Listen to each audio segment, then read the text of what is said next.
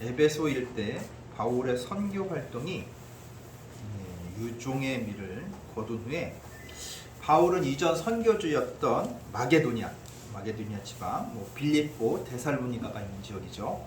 그 지역과 아가야 지역, 그리스 중남부, 아테네, 고린도 이쪽 지역을 얘기합니다. 그 지역을 거쳐서 예루살렘으로 가기로 계획을 합니다. 더 나아가서 로마 제국의 수도인 로마까지 선교할 계획을 세웁니다. 근데 좀 여기서 좀 이상한 점이 있는데, 바울은 왜 그리스에서 출발하면 로마까지 더 가깝잖아요. 근데 굳이 로마로 곧바로 가지 않고 예루살렘에 갔다가 거기서 다시 로마로 갈 계획을 세웠나? 이게 참 의문입니다. 근데 이렇게 계획을 세운 이유가 있어요. 우리 한번 로마서 15장 26절 한번 볼까요? 로마서 15장 26절 신약 261페이지에 있습니다. 로마서 15장 26절입니다. 한번 읽어주실래요? 신약 261페이지 로마서 15장 26절 말씀입니다. 이는 마게도냐와 아가야 사람들이 예루살렘 통도 중 가난한 자들을 위하여 기쁘게 얼마를 연보하였습니다. 네. 자, 뭐죠? 이 당시에 이스라엘의 평야지대인 팔레스타인 지역에 극심한 기근이 들었어요. 기근이 들어가지고 많은 사람들이 어려움을 겪고 있었습니다. 그래서 이스라엘의 그 중심교회가 어디예요?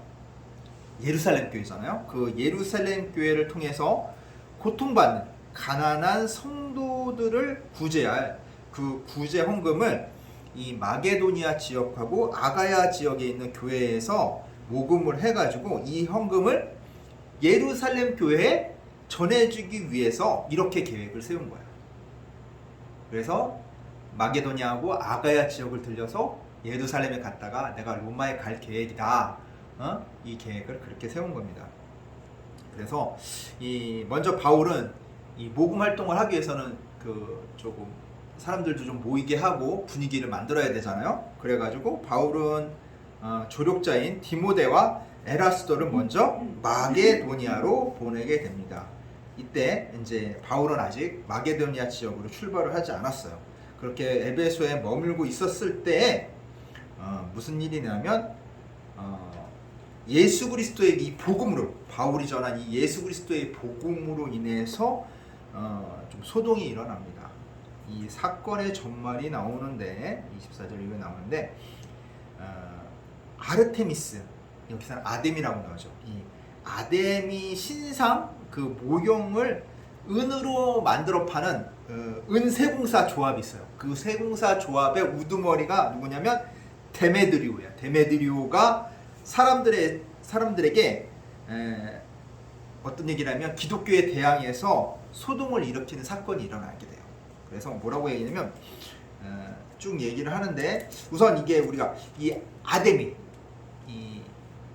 아데미 아르테미스에 대해서 조금 알아보자면 이 아데미는 그리스 신화에 나오는 올림푸스 12신 중에 한 명이에요. 그래서 이제 그리스 신화 보면 신들끼리 결혼해서 또 신을 낳아요. 그래서 이 그리스 신화의 그 신들의 왕인 제우스와 티탄 신족인 레토가 결혼해서 낳은 딸이에요. 그래서 이 사냥과 달의 여신으로 여성과 약자를 지켜주는 수호신. 그래서 특히 이제 중동 지역에서는 어떻게 더 특히 이 포인트를 두냐면은 여성 출산에 포인트를 딱 맞춰가지고 다산을 상징하는 여신으로 이제 섬기게 됐어요. 이게 뭐냐면 왜냐면 이 중동 지역에 어떤 여신이 있었냐면 아스다로 많이 들어봤죠. 성경에 나오는 이게 뭐예요? 출산과 다산. 이 다산 출산을 많이 하는 이 다산이 뭐냐면 이게 소산이 많은 애들 많이 나는 것처럼 우리 이 식물도 나무에서 과일나무에 과일이 많이 달리면 그것도 다산이랑 관계가 돼 있는 거죠. 많이 열매를 맺으니까. 그 다음에 곡식의 열매를 많이 맺으면 또 풍요로워지는 거잖아요. 그 풍년이라고 하잖아요. 그렇게 여신들을 섬겨왔기 때문에 어떻게 여기도 여성과 약자를 위한 신이잖아. 출산을 위한 신이니까 이렇게 그 지방에 있는 그런 문화와 결합이 딱 돼가지고 그렇다면 아스타롯이나 뭐 아세레랑 비슷한 여신이네. 그렇다면 이름만 바뀌는 거잖아요. 그래서 아데미 여신. 왜? 그 당시 그리스가 이 알렉산더가 이 아시아 지역을 전부 점령을 했었잖아요. 그래서 그 문화도 어떻게 영향을 받아? 그리스 문화권에 들어가는 거예요. 그리스 문명의 영향을 받았기 때문에 그들의 여신을 당연히 가져와서 이렇게 융합이 되게 된 거예요. 그래서 특히 이제 이 소아시아와 이 중동 지역에서는 이 아데미 여신을 뭐로 여겼냐면 다산의 여신, 풍요의 여신을 여겼어요. 그러다 보니까 이 아데미 신전에 방문하는 사람들이 많은 거예요. 특히 이 아데미 여신 신전에는 뭐가 있었냐면 언젠지 모르지만 운석이 하나 탁 떨어진 거야. 운석이 하나 떨어졌는데 그 운석 모양이 보니까 그 여신이랑 비슷하게 생긴 거예요. 이렇게 모양이 사람 모양인데 이렇게 좀 길쭉했나 보지. 그래가지고 이거는 35절에 보면 제우스가 준 걸로 생각을 하는 거야. 제우스가 이건 신들의 왕인 제우스가 우리한테 준 우상이다. 그래가지고 이 여신상 모양의 운석을 이제 이 아데미 신전에 모신 거예요. 모셔가지고 우상으로 신전에 보관하니까 사람들이 이거 놀랍잖아. 이런 거 한번 보러 가야지. 쉽게 볼 수 있는 게 아니잖아. 그러다 보니까 이 아데미 신전이 더욱더 이 에베소에 있는 아데미 신전이 더욱더 유명해진 거예요. 그렇게 많은 관광객들이 많이 이제 에베소에 들리면은 뭐해? 그거 여신상 한 번 보고 난 다음에 뭐 해야 돼? 이제 기념품 하나 사가야 되잖아. 기념품을 사가야 되는데 뭔가 효용 있는 기념품을 원했단 말이에요. 사람들이 이게 부족 같은 거 쓰는 것처럼 이걸 가지고 있으면 이 여신상 이 모형을 갖고 있으면 우리 집안에 풍족한 복이 들어올 거야. 우리 농사 짓는 거 잘 될 거야. 이런 마음으로 이 여신상 모형을 샀단 말이에요. 근데 그걸 샀는데 이 많이 사람들이 관광객이 많을수록 수입은 어떻게 할 거예요? 수입은 점점 늘어나겠죠. 은으로 만든 거니까 값싸지는 않을 거 아니야. 그러니까 이 은세공 조합은 이제 잘 팔렸던 거야. 근데 어느 순간인가 영업이익이 조금씩 줄어들기 시작하는 거야. 영업이익이 예전만 못한 거야. 판매되는 게. 그래서 그 원인이 어디 있나? 살펴보니까 이거 기독교에 있다. 이 복음에 있다. 이 데메드리오가 그렇게 생각을 한 거예요. 그래서 이 복음이 퍼져나가면서 사람 손에 만든 것은 신이 아니라는 것을 사람들 생각 속에 박혀가지고 더 이상 신상 모형 구매를 안 한다고 지금 논리를 내세우고 있는 거예요. 그게 이 데메드리오의 논리예요. 이 논리를 딱 보니까 사람들이 어떤 것 같아? 그럴듯하잖아. 그래서 이 데메드리오는 은세공업자들 뿐만 아니라 신상 모형을 파는, 은만 팔겠어요? 은으로만 만들어서 팔겠어? 뭐 이렇게 흙이나 뭐 이런 나무로도 그 모형을 파서 이건 가난한 사람이 구입할 수 있게끔, 좀 더 돈 오는 사람 구입할 수 있게끔 만들어 놓은 사람도 있을 거 아니에요? 그런 것도 많이 팔렸을 거라고. 이 사람들도 모아서 이렇게 우리가 이 기독교 때문에 손해를 보니까 기독교를 몰아내자고 선동하는 이런 사건이 벌어진 거예요. 그래서 그 25절하고 25절서부터 딱 그 얘기가 나오는데, 이 요약하면 그 논리가 이거예요. 우리가 신상 모형을 팔아가지고 풍족한 생활을 하고 있어. 이렇게 우리가 그런 대로 우리가 잘 살고 있는데, 바울이 전하는 그 예수 그리스도의 복음 때문에 사람들이 더 이상 신상 모형에 대해서 관심이 없어진다. 그래서 어떻게 돼? 매상이 줄어들게 된다. 이렇게 되면 어떻게 돼? 신상 모형 사업의 명성이 떨어진대. 명성이 떨어지는 결과가 벌어지게 된다. 예전같이 사업이 잘 안 되는 결과가 벌어지는데, 이로 인해서 어떤 일이 또 발생이 하냐면 여신 아데미의 신전 명예도 실추된다. 그 결과 온 아시아 지방과 전 세계에 걸쳐 숭배되고 있는 아데미 여신의 위엄마저도 잃어버릴지도 모르는 위험에 처해 있다. 우리가 분연히 일어서서 나아가야 된다라고 얘기를 하니까, 이 말을 듣고 있던 사람들이 격분해서 외치기 시작해요. 우리 28절 한번 볼까요? 28절입니다. 그들이 이 말을 듣고 분노가 가득하여 외쳐 이르되 크다 에베소 사람의 아데미여 하니.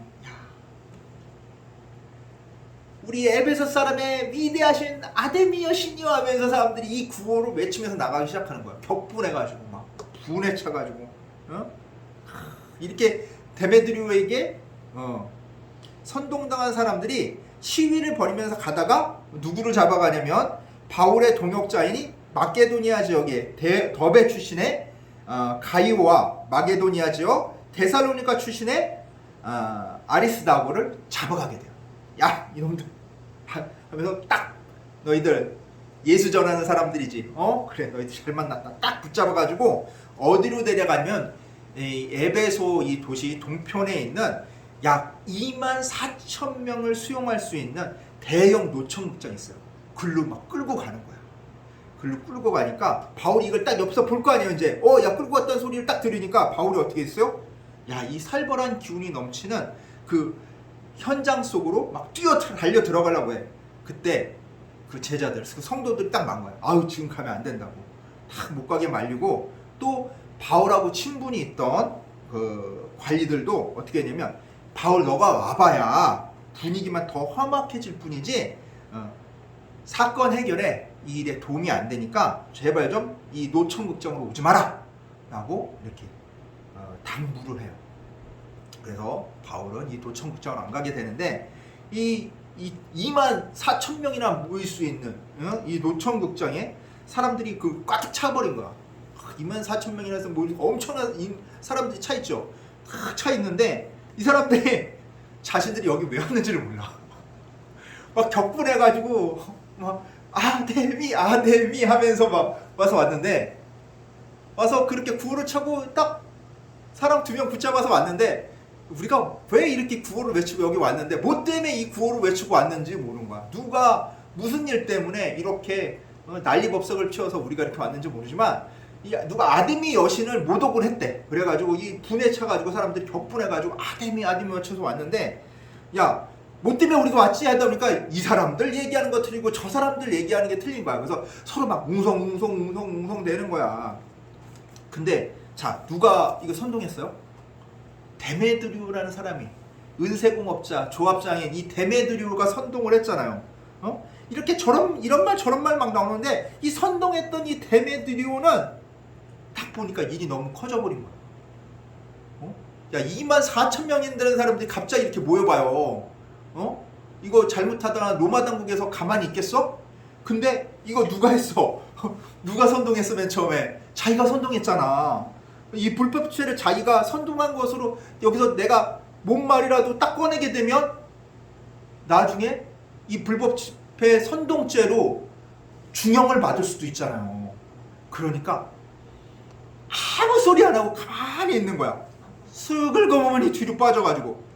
그러면 그런 이 데메드리오와 같이 이제 이 얘기를 듣고 맨 처음에 이렇게 막 아데미 하면서 나갔던 사람들이 있을 거 아니에요. 은세공업자들, 그 다음에 신상 만들었더니 모형 신상을 만들었던 업자들이 있을 거 아니에요. 이거 판매하는 업자들도 있을 거고 이 사람들도 가만히 눈치를 보아하니까 이거는 자기들이 나서면 안 될 것 같아. 데메드리오도 그냥 꿀먹은 벙어리로 가만히 있고 그러니까 괜히 자기들도 나서서 덤태기 쓸 것 같으니까 가만히 입 다물고 있는 거예요. 가만히 입 다물고 이렇게 눈치를 보고 있는 와중에 33절에 보니까 야 이때가 기회라고 생각한 사람들이 있어. 그 사람들이 누구냐면 유대교를 믿는 유대교 신자들, 유태인들이에요. 그래서 가만히 보니까 잘못하다가는 자기네들도 휩쓸려서 이 덤태기를 쓸 것 같아. 그래서 그 알렉산더, 자기 중에 제일 말을 잘했나봐 이 알렉산더라는 사람이. 그래서 알렉산더를 툭 밀어봐. 야 네가 좀 얘기해 하고서 대표로 내세웁니다. 그래서 뭘 얘기하려고 하냐면 야 우리는 그리스도인들하고 틀려. 그 예수쟁이들하고는 틀려. 다르다고 변명하려고 딱 내세웠는데 이게 생각대로 안 되는 거예요. 자 그렇다면 왜 유대인들은 왜 그리스도인들이랑 자기들이랑 틀리다가 이렇게 대표를 내세워서 얘기를 하려고 했을까? 그 이유는 뭐냐면 유대교 역시 우상 숭배를 배척하죠. 구약이니까 구약의 하나님 말씀에 우상을 섬기지 말라고 했으니까 배격을 하니까 이 그리스도인에 대한 이 적대가 누구한테까지? 자신들한테까지 파급이 될까봐 두려운 나머지 이제 변명하기 위해서 알렉산더를 딱 내세웠는데 이게 뭐야? 알렉산더가 누구인 거를 딱 알아봤어? 유대인인 걸 사람들이 알아본 거야. 그래서 이거를 눈치챈 군중이 한 목소리로 외치기 시작해요. 이게 34절에 나옵니다. 34절 읽어드릴게요. 그들은 그가 유대인인 줄 알고 다 한 목소리로 외쳐 이르되 크다 에베소 사람의 아데미여 하기를 2시간이나 갑자기 사람들이 웅성웅성 대다가 알렉산더가 딱 나타나서 뭐라고 말을 하려고 하니까 사람들이 다시 또 마음이 격분해가지고 아데미 만세를 부르는 거야. 아데미 만세를 언제까지 불러? 2시간 동안. 야, 사람들 목이 그냥 남아있겠어요? 목청 터져라 불렀겠죠. 이게 여러분 말이 안 되는 것 같아요? 근데 이게 실제로 오늘날에도 이루어져요. 우리 2002년 월드컵 때 사람들 어떻게 했어?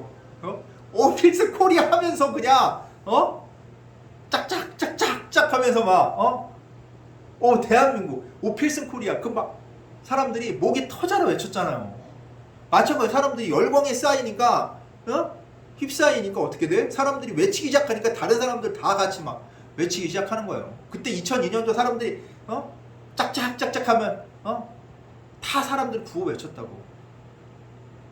그랑 마찬가지로 사람들이 아데미 구호를 외치는 거예요. 아데미 만세 구호를 막 외치기 시작하는 거예요. 그걸 몇 시간 동안? 2시간 동안 끊임없이 외쳐야 되는 거예요. 자, 2시간 동안 이렇게 외쳐댔으니까 사람들 지쳐 안 지쳐? 지쳐요. 지치죠. 다 지칠 때쯤 되니까 이 에베소 지역은 이제 자유도시 의회가 있었거든요. 거기서 설춘된 이 행정관리가 있어요. 그 행정관리가 서기장이에요. 서기장. 그래서 이 서기장이 딱 나서는 거야. 그래서 사람들을 진정을 시키는데 이 사람도 나서고 싶어서 나서는 게 아니야. 왜냐면 이게 만약 이게 이제 불법 집회잖아요. 뭐 25,000명이나 24,000명 이렇게 되는 사람들이 막 25,000, 4,000명 되는 사람들이 막 모여 있는데 만약에 이게 이제 잘못되면 이 앞으로 이게 에베소에 미칠 영향을 생각을 하니까 도저히 이렇게 그냥 놔둬서는 안 되는 거야. 사람들이 더 열광해서 이거 얼마나 있을 줄 모르잖아. 그럼 빨리 해산을 시켜야 된다는 생각을 한 거야. 그래서 이 사람들을 진정시킬 방안을 모색을 해요. 그래서 36절에 뭐라고 얘기하냐면 35절 36절을 통해서 이렇게 얘기해요. 군중의 자존심을 먼저 지켜주고 자부심을 부추겨요. 제가 뭐라고 했냐면 에베소 사람들아, 에베소시가 큰 아데미와 제우스에게서 내려온 우상의 신전지가 된 줄을 누가 알지 못하겠느냐. 위대한 아데미가 있어. 여긴 아데미 신전이 있어. 아데미 상이 있어. 근데 누가 이 아데미 신전에 그 특별한 우상이 있잖아. 누가 준 거야? 그거는 하늘에서 운석이 딱 떨어졌어. 사람 모양이 아까 전에 얘기했죠. 사람 모양의 운석이 떨어질 때 이걸 누가 줬다고? 제우스가 줬다고 그런 거야. 야, 제우스가 준 우상도 있는데 이 우상을 우리가 지키는 그런 자부심이 있잖아. 여긴 다른 아데미 신전하고 틀려. 제우스가 준 우상을 우리가 갖고 있단 말이야. 그걸 누가? 에베소 사람들이 지키는 신전지기의 역할을 하고 있다. 신성한 사명을 감당하고 있다고 하는 거야. 이러니까 사람들이 어때요? 자부심이 차오르죠. 그러면서 너희가 신전지기로서 합당하게 행동을 해야 된다라고 얘기를 하는 거야. 그래서 경솔하게 굴지 마. 너희들 여기 왜 모였는지도 모르고 이렇게 경솔하게 굴면 안 돼! 라고 얘기하는 거예요. 그리고 37절부터 이렇게 얘기해요. 잡아온 누가 있어요? 예수쟁이 2명 있잖아. 바울의 동역자인 가이오와 아리스다고 했잖아. 그냥 얘네 왜 잡아왔어? 얘네가 신전에서 물건을 훔치지도 않고 아데미 여신에 대해서 나쁜 말 하지도 않았잖아. 모독하지도 않았잖아. 근데 왜 잡아온 거야? 어? 사람들이 꿀먹은 벙어리지. 잡아온 이유가 없잖아. 그러면서 한마디 더 해요. 38절에. 야, 그럼에도 불구하고 이 소동을 일으킨 데메드리와 은세공사들은 고발할 게 있으면 재판 날이나 총독에게 고소하라. 야, 이 사람이 서기장 괜히 하는 게 아닌가 봐. 이 소동을 누가 일으킨 줄 알고 있어요? 데메드리오가 일으키고 있는 건지를 이미 다 파악하고 있는 거야. 근데 데메드리오는 한쪽 구석에서 뭐야? 꿀먹을 멍어리처럼 아무 소리 안 하고 있잖아. 그래서 사람들, 야, 데메드리오, 네가 소동 일으켰잖아. 너 왜 이래? 고발할 게 있으면 그 재판하는 재판날 네가 고발하면 되고 총독한테 고소하면 되지. 고소 고발하면 되지. 왜 여기서 이 난리를 쳐? 너희가 어떻게 할 거야? 탁 뼈를 깎는 얘기를 하는 거야. 그러면서 또 다른 얘기죠. 사람들이 이게 고소 고발할 거리가 아니잖아. 그러면서 39절에 얘기하는 게 뭐냐면, 야, 고소 고발 거리가 아니면, 근데 너희들이 고소 고발 거리는 안 되는데 원하는 게 있잖아. 원하는 게 있으면 이 에베소 도시의회, 이 민회에 안건을 내서 결정을 해라.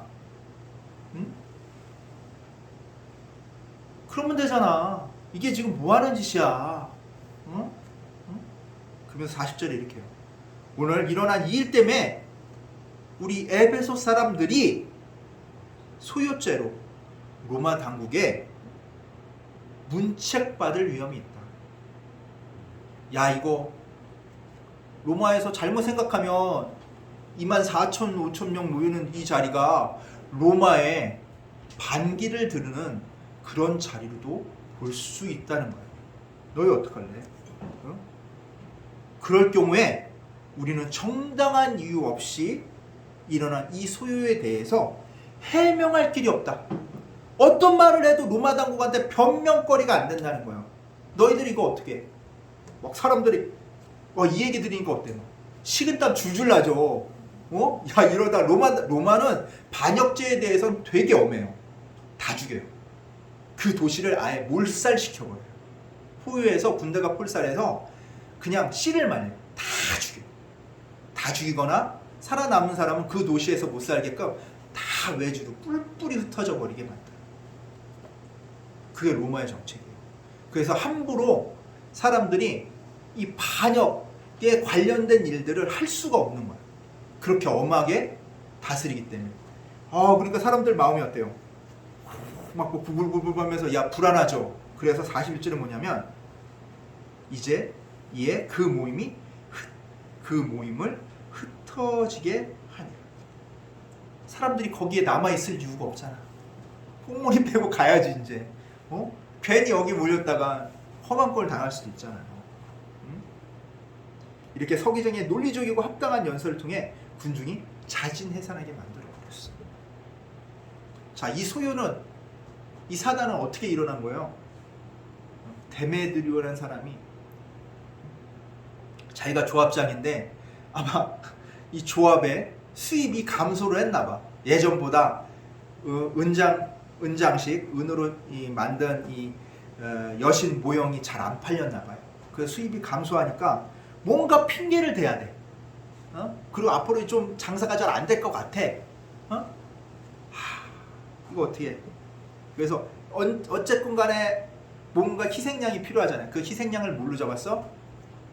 기독교로 잡은 거예요. 복음으로 잡은 거예요. 그래서 이 개인적인 이기심이 또 뭘 만나? 집단 이기심을 만나게 되죠. 야, 우리 이익을 해치는 집단이야. 그 복음이, 예수 그리스도의 복음은 우리 이익이랑 완전히 상충돼. 기독교가 퍼지면은 우리는 쪽박차게 돼. 예전에 너 풍족하게 살았지? 그런 사람이 이제 꿈도 못 꾸게 돼. 너한테 손해만 줘. 그럼 어떻게 해? 사람들이 분노하게 되죠. 근데 자신들의 이익만을 위해서 그렇게 된다 그러면 사람들이 호응해줘? 호응 안 해주잖아. 그래서 어떻게 해요? 갖다 붙인 게, 아데미 여신을 갖다 붙인 거야. 야, 우리 이거 잘 안 팔린 거 우리가 무슨 모형 만든 거야? 아데미 여신 모형 만들어서 팔잖아. 이거 잘 안 팔리는 거는 우리뿐만이 아니라 아데미 여신이 모욕당하는 거야. 더 크게 보자면. 야, 아데미 여신이 모욕당하고 있다고. 그러니까 사람들은 그 앞에 있는 얘기는 이제 못 들었어. 근데 사람들은 어떻게, 아데미 여신이 모욕당하고 있으니까 우리 이거 분연히 일어서야 됩니다, 이 말을 하니까 사람들이 어때요? 앞뒤 재지도 않고 막 구호 외치면서 나오는 줄. 위대한 아데미 하면서 구호를 외치면서 나와요. 이게 옛날에만 있었을까요? 오늘날에도 있잖아. 오늘날에도. 2008년 미국 쇠고기 반대 시위했잖아. 막 광우병, 사람들 광우병 걸려서 죽는다고. 야, 그렇게 그럼 쇠고기 먹으면 다 광우병 걸려서 죽어야지. 없잖아. 그렇게 미국산 소고기 먹고. 예? 없어요. 몇 명 발생을 안 했다고. 이건 극히 드문 병이에요. 극히 드문. 근데 그런 것들로 사람들한테 어떻게 현혹을 시켜가지고 사람들이 마치 미국산 소고기를 먹으면 양잿물 먹는 것처럼, 청산가리 먹는 것처럼 얘기했는데 지금 뭐야? 하루 비싸니까 뭐 먹어요? 미국산 소고기 먹잖아요. 잘 먹고 있잖아요. 지금 우리가 그 선동을 당했는데도 다 머릿속에선 지워졌나 봐. 그 얼토당토는 일을 당했는데도. 사람들이랑 그렇다니까? 뭐 후쿠시마 원전수 처리수 방류한 거 있잖아요. 막 그거 이제 막 바다에 다 오염돼가지고 물고기 먹으면 큰일 날 것처럼 얘기하잖아. 회 먹어 안 먹어? 잘 먹잖아. 아무 이상 없잖아. 근데 그렇게 난리치던 사람이, 전 정권에서 그렇게 난리치던 사람이 자기네들 딱 정권 잡고 나니까 아무 소리 안 하잖아. 아니 그냥 방류하든 말든 자기 몇 번 방류했는지도 몰라. 응? 몇 번 방류했는지도 관심도 없어. 그럼 뭐예요? 사람들을 선동하는 사람들은 그 꿍꿍이가 따로 있다는 거야. 그 목적을 이루면은 여기 나오는 누구처럼? 아르메. 이 사람처럼 이 꾹 다물고 있는 거야. 야, 우리가 피해보면 안 돼. 우리가 피해보면 안 돼. 야, 우리가 피해보면 안 돼. 야, 이 얼마나 웃긴 일이에요. 이게 지금도 우리 사회에 벌어지고 있는 일이라는 거예요. 이 대매들이와 그런 사람들은 자기의 유익을 위해서 사람들의 이기심을 이용해 그 이기심에 한 집단이 놀아나고 그 집단의 잘못된 선동구에 사람들이 놀아나게 된단 말이에요. 이로 인해서 어떻게 돼요? 누가 위기를 겪게 돼? 선량한 사람들이 위기를 겪게 되죠. 그리스도인이 위기를 겪게 됐단 말이야. 근데 일반 사람들은, 하나님을 믿지 않는 자는 이 위기를 닥쳤을 때 어떻게 됐어요? 무너졌죠. 무너지는 모습을 우리가 봤잖아. 응? 근데 오늘 이런 선동에도 이길 수 있는 방법이 어디 있어요? 이런 위기에서 이길 수 있는 힘이 어디 있다고? 성경은 얘기해주고 있어요. 어디에 있어요? 하나님께 있음을 보여주는 거예요. 당사자가 직접 나섰나요? 우리는 이 일이랑 관련이 없어요. 바울이 나섰나요? 아니요. 누가 나섰어요? 하나님이 나서셨어요. 하나님이 누구를 통해서? 다른 사람을 통해서 그들을 대표할 만한 그 도시를 영향력이 있는 서기장을, 사람들에게 영향력을 크게 줄 수 있는 사람을 통해서 그 일이 잘못되어 있음, 그리고 논리적으로 맞지 않은 것을 얘기해 줬단 말이에요. 그러면서 그것을 행함으로써 개개인, 각자 개개인에게 어떤 개와 피해가 옴을 일깨워 준 거야. 그것이 너희들한테 이렇게 막 선동당해서 구호에 출근하면 나 이거 외출근하면 나 아무 상관없어, 그게 아니라 또 막상 그거 잘못되면 너한테 피해가 와. 또 어떡할래? 일깨워 준 거야. 그 사람들이 어떻게 돼요? 자진해산했죠. 마찬가지예요. 하나님이 만드시는 방법은 우리가 생각 범주 안에 있지 않아요. 내 손, 내 힘으로 이 위기를 겪으라고, 헤쳐나가라고 하지 않으세요. 어떻게? 하나님의 힘 안에, 하나님을 믿고 의지하고 나아가면은 하나님께서 어떻게? 우리가 생각지도 못한 방법으로 해결해 주심을 우리는 성경을 통해 알 수가 있어요. 이게 하나님의 방법이에요. 이게 그리스도인이 위기를 이겨내는 힘이에요. 그리스도인이 위기를 이겨내는 힘은 뭐야? 하나님을 붙드는 거예요. 그 하나님을 붙들면 하나님이 상황과 처지와 형편에 상관없이 우리가 생각지도 못한 방법으로 그 일을 아무 일도 아닌 것처럼 만들어 버리세요. 그게 하나님의 방법이에요. 이 하나님의 방법을 믿고 나아가기 원합니다. 하나님께서는 절대 우리를 그냥 내버려 두지 않으세요. 우리가 위기가 닥치면 하나님을 못 봐요. 당황해. 왜일까? 우리 눈에 보이지 않기 때문에. 우리가 눈으로 실제 하는 것만 우리에게 도움이 될 수 있다고 보면은 하나님을 볼 수가 없어요. 하나님 영이시기 때문에 우리의 이 눈으로 보는 곳에 있지 않으시다고. 하지만 하나님은 어디 계세요? 내 안에. 내 안에 안 보이잖아. 이거 봐, 이거 봐? 안 보이죠. 근데 내 안에 있음을 나는 어떻게 알 수 있어? 안 봤는데도. 그렇지. 느낌으로 알 수 있어. 하나님께서 내 안에 계신 거였어. 그런 사람은 두려워할 필요가 없어요. 세상의 그 어떤 위험도 어떤 위기도 두려움을 주지 못해. 근데 하나님을 믿는다 하면서 어떤 사람이 있어? 눈으로 보는 도움만 바라는 사람이 있단 말이야. 눈으로 보이는 도움만이 진짜 도움이라고 생각을 하는 거야. 그러니까 교회 안에서도 눈에 보이는 도움을 찾아요. 응? 예전에 내가 어떤 얘기를 들었냐면 안산에서 목회하시는 목사님인데 이 목사님이 안산에서 교회를 맨 처음에 작게 했대요. 그때부터 나오시던 권사님이 있는데 이 권사님 아들이 망나니래. 아주 맨날 사고만 치고 걸핏하면 경찰서 붙들려고 하고 그랬대. 그래서 경찰서 붙들려 가면은 이제 목사님한테 전화가, 목사님 제 아들이 사고를 쳐가지고 또 이번에 경찰서로 갔는데 목사님 제발 좀 잘 좀 풀려날 수 있게끔 기도 좀 해주세요. 그럼 목사님이 또 그래도 기도를 했네.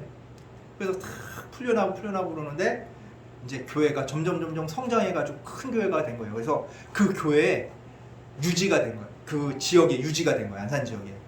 그래서 경찰서장하고도 잘 알고 그 시장하고도 알고 이렇게 하는 그런 지위까지 가는 그런 큰 교회가 된 거예요. 어떤 행사만 있으면 이렇게 초대되고. 근데 그 아들은 여전히 망나니 아들은 사고를 치겠죠. 그래서 권사님이 이제 아들이 사고를 치면 목사님한테 전화를 똑같이 목사님한테 전화. 목사님 제 아들이 이번에 또 사고 쳐가지고 경찰서에 들어갔어요. 목사님 선생님한테 전화 좀 한 통해서 우리 아들 좀 잘 나올 수 있도록 얘기 좀 해주세요. 뭐가 틀려요? 목사님한테 전화하는 건 똑같지. 처음에 어떻게 했어? 기도해달라고 부탁했죠. 하나님의 도우심을 갈구했단 말이에요. 두 번째는 어떻게 했어요? 눈에 보이는 힘. 목사님을 통해서 눈에 보이는 그 서장이라는 힘을 이용하고자 했단 말이에요. 아까 전에 그 권사님 어떻게 했어? 그 교회 개척 때부터 계속 다니던 권사님 그렇지. 교회 아무리 오래 다녀도 내 안에 주님이 안 계시면은 자꾸 눈에 보이는 그 도움만 원한다니까? 내 안에 주님이 안 계시기 때문에 내가 기도하는 거로 성에 차지 못하는 거야. 그러니까 목사님한테 부탁을 하는 거야. 목사님 제발 좀 우리 아들. 그건 괜찮아요. 같이 합동으로 기도하면 되니까. 근데 그 신앙이 자라지 못하고 여전히 그 안에 주님이 없다 보니까 어떻게 돼? 이제는 기도보다 뭘 원해? 눈에 보이는, 내 눈에 보이는 도움을 찾아간단 말이에요. 이게 어떻게 보면 이 교회가 성장할수록, 크게 될수록 병폐야, 병폐. 힘없는 교회일수록 사람들이 그런 도움 바라지 않아. 근데 교회가, 대형 교회가 되면은 뭔가 그 지역사회에 입김을 불어넣을 수 있단 말이에요. 그러면서 뭔가 자신들의 이익을 위해 목사님이 무언가 일을 대변해 주기 원해. 교회가 대변해 주기 원해.